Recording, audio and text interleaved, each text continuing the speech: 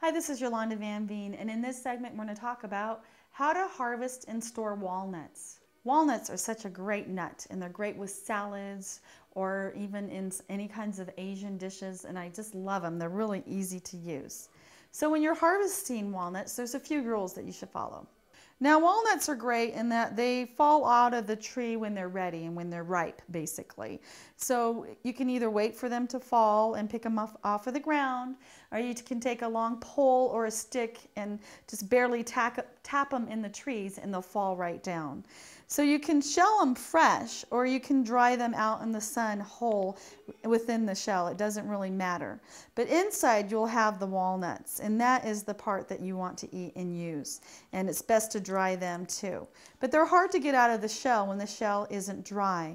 So make sure and leave them outside in the hot sun for a few days and let them dry completely. And you can break them with a nutcracker, or you can even crunch them together really hard, and a lot of times they'll break right open.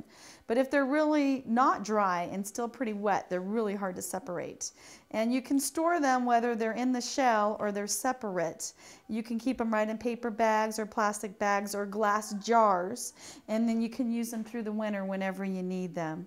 And they'll store really well. You can keep them in the refrigerator, but there's really no need for that. If they're dry, they can keep really well right in paper or plastic.